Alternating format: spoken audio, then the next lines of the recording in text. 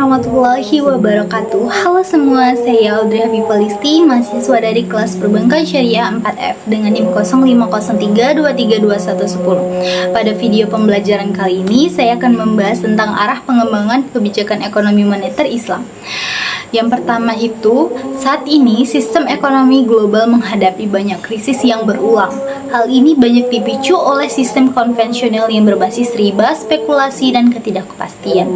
Sebagai solusi, ekonomi moneter Islam hadir dengan pendekatan syariah yang menolak riba dan mendorong keadilan sosial, serta menekankan pada transaksi real dan transparansi.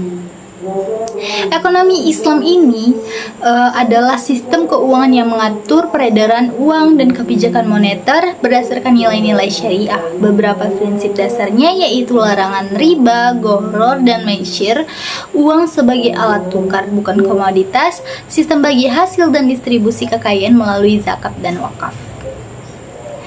Lalu dalam ekonomi Islam, instrumen moneter yang digunakan harus bebas bunga dan mendukung ekonomi real.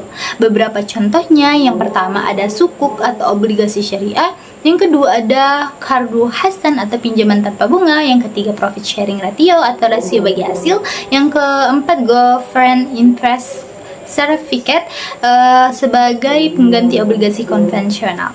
Lalu, bank syariah berperan penting dalam mendukung kebijakan moneter Islam, antara lain yaitu menyalurkan pembiayaan berbasis mudharabah dan musyarakah, lalu mengelola likuiditas tanpa bunga, menjadi mitra strategis bank sentral syariah dalam kebijakan moneter. Terakhir, berkontribusi pada penetasan kemiskinan melalui zakat dan dana sosial.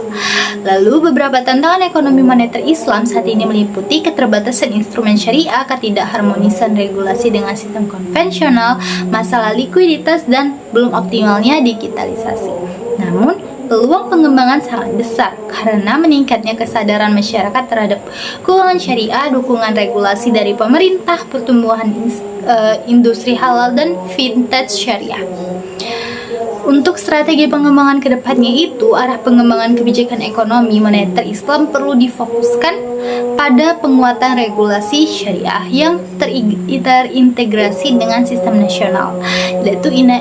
Setelah itu inovasi instrumen moneter baru seperti sukuk digital dan Islami fintech. Selanjutnya adalah literasi keuangan syariah melalui pendidikan dan kampanye publik. Lalu terakhir kolaborasi internasional antara negara muslim dan transaksi berbasis syariah. Ekonomi moneter Islam ini adalah alternatif sistem keuangan yang berkeadilan dan berkelanjutan dengan prinsip anti riba, berbagi resiko, dan distribusi kekayaan. Sistem ini tidak hanya layak diterapkan tetapi juga relevan untuk menjawab tantangan ekonomi masa kini dan masa depan. Terima kasih telah menyimak video pembelajaran ini. Semoga bermanfaat dan menambah wawasan kita semua. Wassalamualaikum warahmatullahi wabarakatuh.